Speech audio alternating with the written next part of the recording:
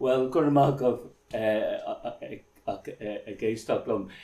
Better Cros Ráithe Cros Cholmcille Ráithe an séad cóir is mó agus as táhachtaí sa county seo winter Colmcille, ceanteanna le scéal Colmcille. Bliain mar is ódhíh táid chomóradh breth Colmcille 1500 bliain ó hin.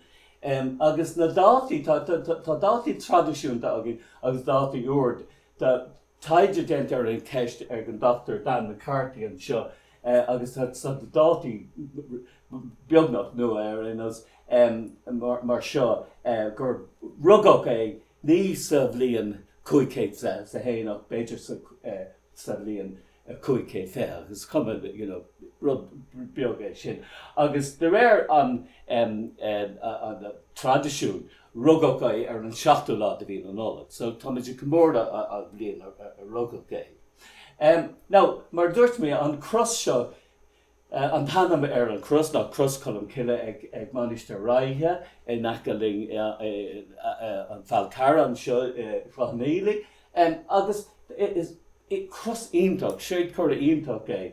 An Cros is mó, Cros cluithe chearclach is mó in éire nó sa bhreatain. Ach tá go leor ceiste go mór faoin Dháta. Is Cros leathanach é sé sin tá an cos níos fuidir ná géige eile agus is Cros Celtic. So it's Cros leathanach slí agus is Cros Celtic.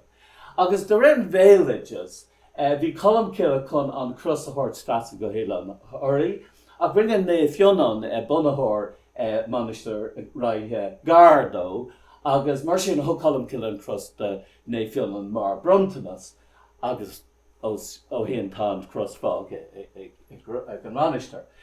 Now, tá go leor rudí eile thart an county seo agus in éireann atá luaite le Colmcille ach ní raibh siad, ní rinne Colmcille iad. Mar hampla Cros Tower in an Hardy, an Cathach, an lábhscríomh, beidir gur rinne gur scríomh Colmcille an Cathach, beidir. Ach an leabhar darú mar hampla rís deartar gur scríomh Colmcille an leabhar agus an Cros an leabhar Canada freisin deartar gur scríomh ach níor scríomh níl an dáta ceart. Now, a caiimfuoin Cros, bhí me caiimfuoin Cros leathanach agus an Cros cearclach, tá go leor Crosanna agin. Agus sean Cros gréagach leis na géige cócéim leis an cos agus rud mar sin. Ach ní raibh is as an carú hís a tháinig an Cros mar cóir a Christ, an cóir is táiltaí den Christach. Ribh sin ní raibh sé. Bhí an tíosc agus an féicóg mar hampla mar cóirtaí an Christiacht. So is as an carú hís a tháinig an Cros mar cóir an Christú. Agus déidir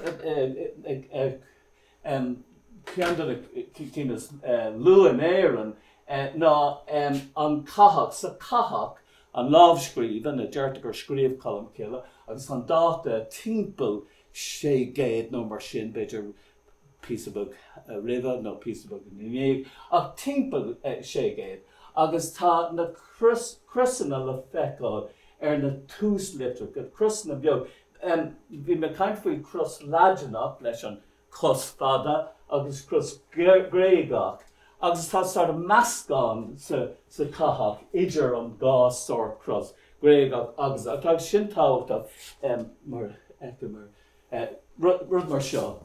So seo an túslitricha agus tá Cros mar sort of maisiú an agus tá sé díreach asú leis seo Cros as Éigeacht an Éigeacht agus an rud díreach chéine leis an ceoil eile.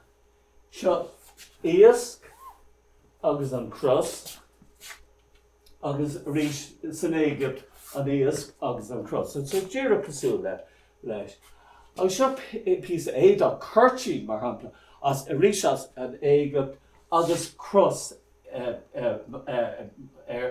curtí agus tá sé díreach asú le Cros Celteach as éireann níos déine.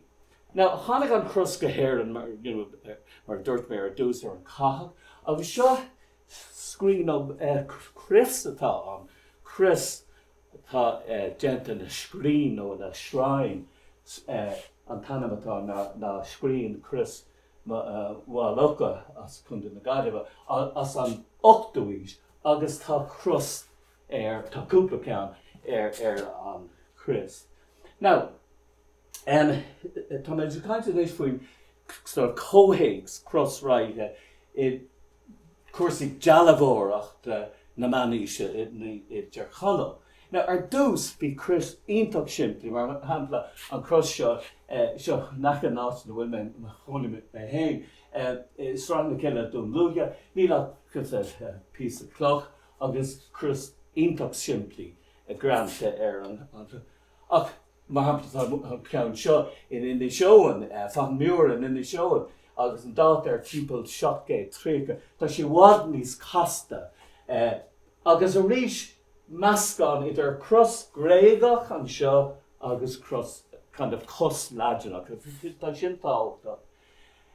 Seo agus an Cros in the seoin, agus tá sé sort of macasú béidir den Cros seo ar rud cosú leis ó glams mar deirtar in Angus and Alban, agus is na picti a thóg an Cros seo. So béidir gur tháinig picti faras tíirtha na picti trasta go ina seo agus thóg sé an Cros sin. Tá seo Cros ina seo na rís cardóna tá sé bhád níos casta. Agus, of course, ar deara, tá na Christian heart from tír ó bhád níos casta níos sophisticiúil na luaigí. Now, sa líach seo, tá go leor Crosanna as éire, as sasanna, agus as Alban.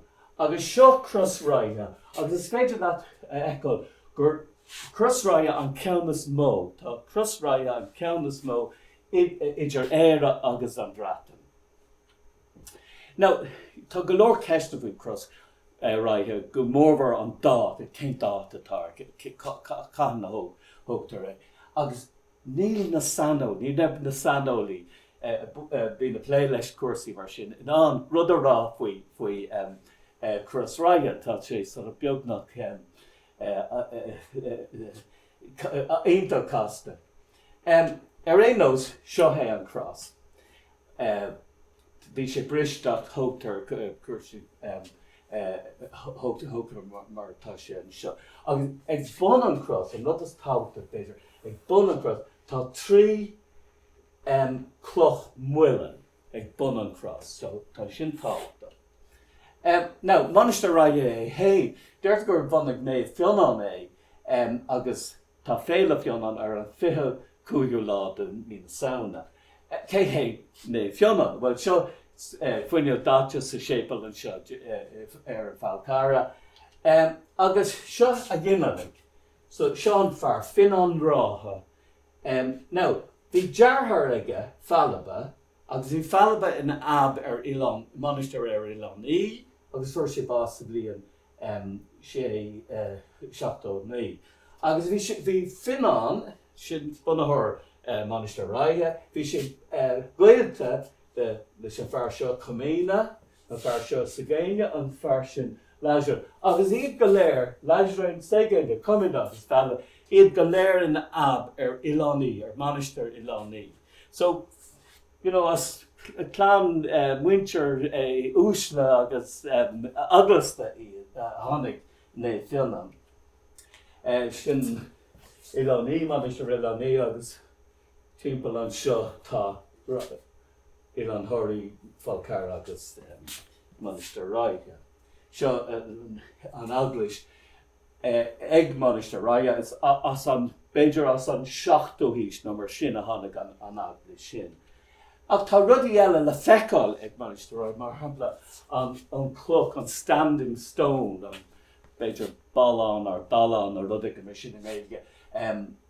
Agus tá an cloch seo bliaid bull-on stone agus bhín isce banathe an so de mar sin. Ach mar dúirt mé ag bun an Cros é hé tá beidir gá ceann cloch muilena millstones. Agus tá siad san iontartáhacht bhí siad iontartáhacht chun an Cros a chur na hasa. Now, ní raibh tagart bheith faoin Cros go dtí gur tháinig John O'Donovan sanolí iontartáhacht a tháinig go dtí an counter seo in 1850 scríoit sé litir ar eas go baile lé a caint faoin Cros. Agus an sin tháinig seandálaíochta Alban Edmund Getty chun agus rinne sé picture de líneachta agus ach ní rééis ní raibh staidir ar bit gent ar an Cros cén Dháta nó chugaibh a tháinig sin go dtí a rééis seandálaíochta as Alban agus Graham go leis go néideag chuig ná sin. So inis tá is caiith faoi sort of áit ráithe sa bolidí seo an Seanchas agus an Crosig ag ddíriú os. Now, tá an manisteir a héin an áite an siomh é héin ddíriúchas in aice leis abhainn a ráithe, seo abhainn a ráithe, agus seo airigeal an sin. Agus tá bhí an abhainn mar teorann idir gá léacht beag. Seoid na léacht ceiliúradh agus síolúradh agus seo an teorann an abhainn an seo agus tá ráith díreach an aice leis an abhainn mar sin. So bhí ráith ar an teorann agus bhí go leor aglis gom leis ar teorannacha. Now, na cóirsan síolúradh an sin léacht beag eile, bhí go leor náascan agus bhí si ceangailta le cultas lú, an géal lú nó lug, agus tá tulach a beagbliain, an as bhfuil relic tulach a beagbliain is bhí sin an sort síomhas táhachtí don réalt sin, an ceann cathrú mas féidir sin ar an. Agus mar dúirt mé bhí go leor bhí si ceangailta le cultas an géal lú. Now, seo é an Dháta séagéid, seo léirscáil go tíorchonal polítíoch tíorchonal timpeall séagéid. Agus tá síolúradh agus ceiliúradh an gá réalt beag in aice le chéile. Ach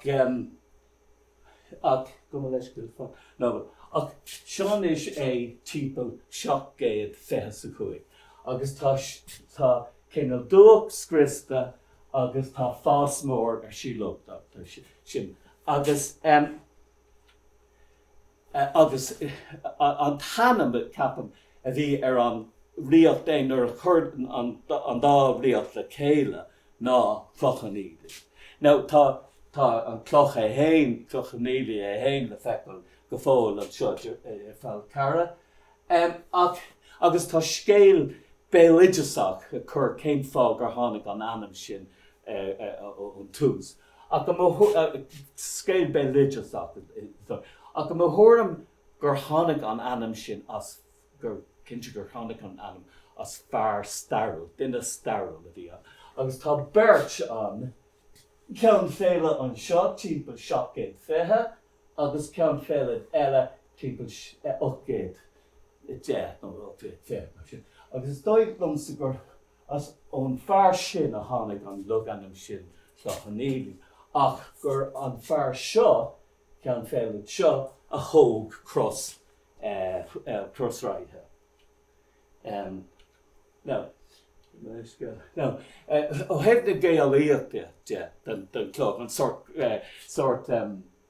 clog tá go leor ceist na rís. Sa bhéilideas deirtar gur tháinig sé ó is schist atá an, piece of schist, leacht schist, agus tá schist le fáil an seo in aice le muchais, taobh hirt a muchais agus mar sin de. No, má tháinig an cross an leacht don cross ón áit sin is éacht ionach é a thuirt trasna an na sléimhe mar sin de. But ní léim staidir scéalaíochta gentar an cos go fáil sin teismhór tá agin. Ach deirtas a bhéidir go tháinig sé ón ceantar seo naca le lucht bruchach. Tá lucht bruchach agus tá lucht bruchach just dúr ag bun mhocais. Ar an taobh eile de mhocais don taobh seo den tír. Agus ach sin a deirtas a bhéidir go tháinig leacht don cross. Now, an comma an cross, beidir an ceann is gurla dó ná an cross seo I lánaí. Seo cross naomh I lánaí, agus an Dháta sin ná timpeall 750 nó mar sin. Now, lánaí, díl mór an le feicáil inis lánaí ón na luamaní sinna. Ach ceann na síbatá an manisir an go leis an séipir beag seo ceol an sa manisir.